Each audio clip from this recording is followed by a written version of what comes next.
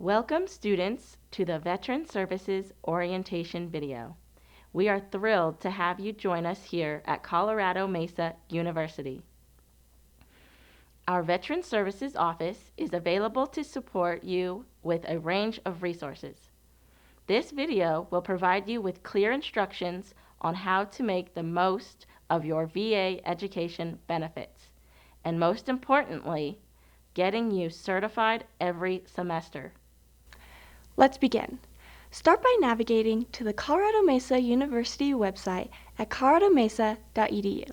Then, click on the Admission and Cost tab located at the top of the page.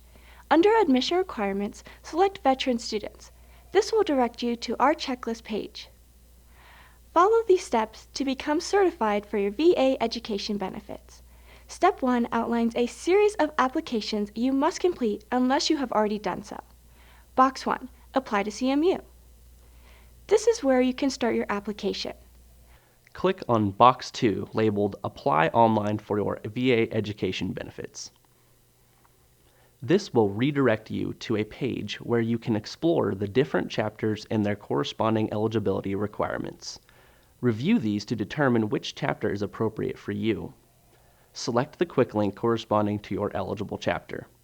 Follow the instructions provided on the va.gov website to complete your application.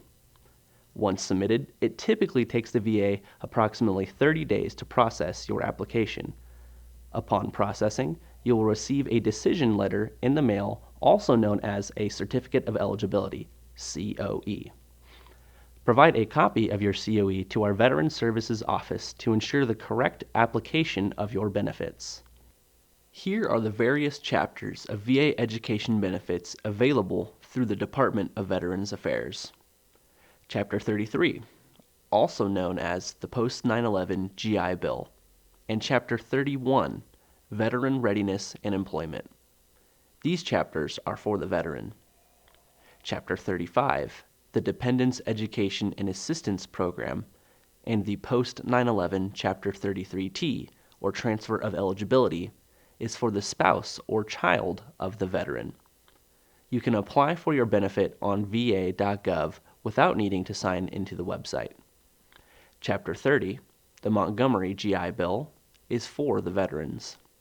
Finally, Chapter 1606, the Montgomery GI Bill, Selective Reserve for Army and National Guard members. Students need to apply for the federal or state tuition assistance. For federal TA only, if you plan to submit a TAR through Army Ignited ED, contact Veteran Services because they must manually input your classes. Let's dive into applying for COF, also known as the Colorado Opportunity Fund. You will be directed to the COF website. COF covers a portion of in-state tuition for eligible undergraduates and CMU Tech students. When a student applies for COF, they are also applying to receive a state benefit that reduces the student's share of tuition. The remaining balance is covered by either the VA or the student, depending on their benefit chapter. Applying for COF is mandatory. Grad students disregard this step. COF does not apply to any grad programs. Box 4. Apply for FAFSA. We recommend all students apply. It will not impact your VA benefits. Step 2.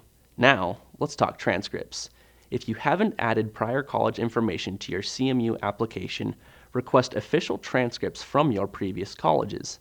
All prior college and military credits will be evaluated through CMU. Box 2. Request official electronic transcripts through the JST website for all branches except the Air Force. The Community College of the Air Force has a separate website for ordering official transcripts, linked in Box 3. Veterans, your military training already covers kinesiology activity, so avoid signing up for classes with a KINA 1XX unless your degree plan specifically requires the activity that is not evaluated by your military credits. If you are a family member attending college, skip this step unless you have prior college. Step 3. Time to submit required documents. Click on Box 1 to access the registration page. This page also indicates when you can register for classes based on class standing, such as freshman, sophomore, etc. Scroll down to find the yellow box labeled Add, Drop, and Manage Classes. This will direct you to the schedule builder where you will build your schedule. For help navigating the schedule builder, scroll further down to find How to Register with Schedule Builder. Here, you will find video tutorials. Box 2 will guide you to an e-form where you can upload your Certificate of Eligibility, COE, and DD-214. Attach and submit the necessary documents. If you are a family member, we do not want your parent veteran's DD-214. Once we process your VECR and have all the required documents, you will then be switched to an in-state resident. Box 3 leads to the Veteran Enrollment Certification Request e-form, VECR. It's crucial to submit this e-form every semester if you intend to use VA education benefits. Failure to do so means the VA will not be tracking your desire to utilize benefits. This step is vital because we do not automatically certify students. Be sure to register for classes before completing the VECR. Select the semester you want to be certified for, and your classes will auto-populate.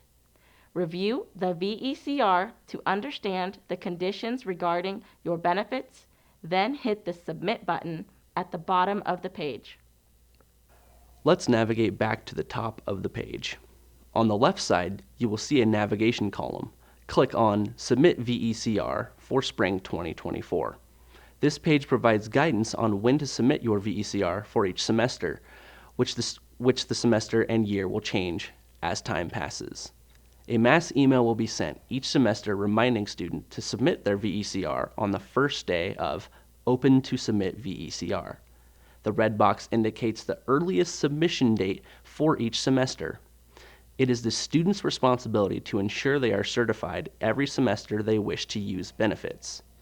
Submitting your VECR after the first day of class may delay your benefits.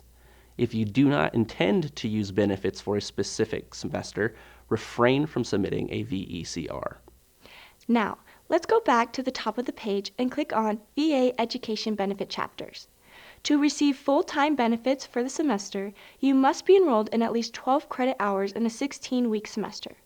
Pay close attention to start and end dates, especially for different start times like late start, variable term, and first and second mods, to ensure you maintain the minimum 12 credit requirement.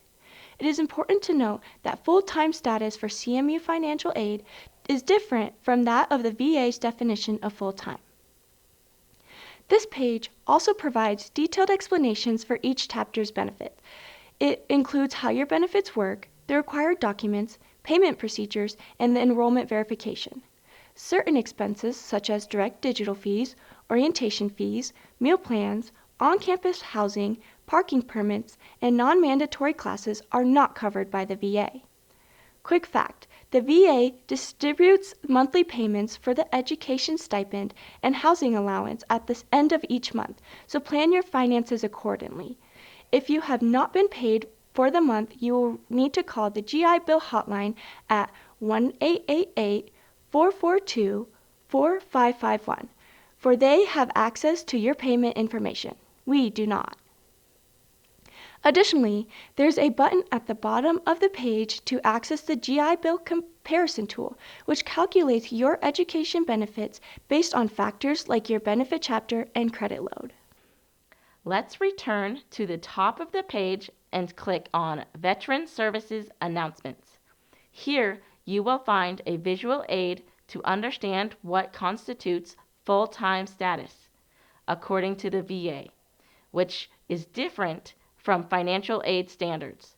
Next, you will see the add drop withdrawal dates, also known as important dates. These dates are crucial for schedule changes during the semester. After that, you will see the monthly enrollment verification instructions for the post 9/11 GI Bill.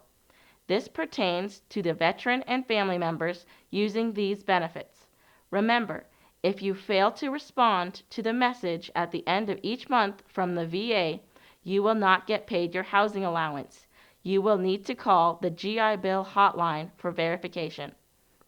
Lastly, there's a shortcut to the registrar's e-forms and paper forms.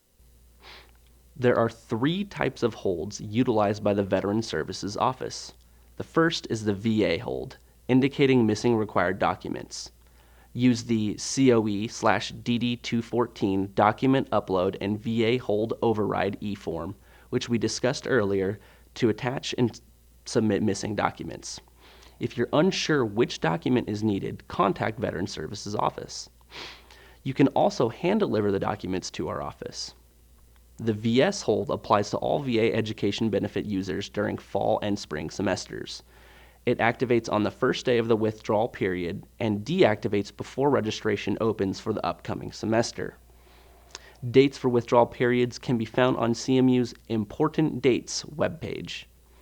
When you make a schedule change during the withdrawal period, you will have to submit a withdrawal e-form.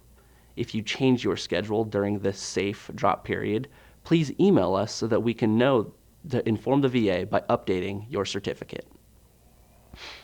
The GI hold is specific to Chapters 33 and 33 transfer benefit users. It notifies veteran billing to avoid late fee charges since the VA is paying tuition and fees.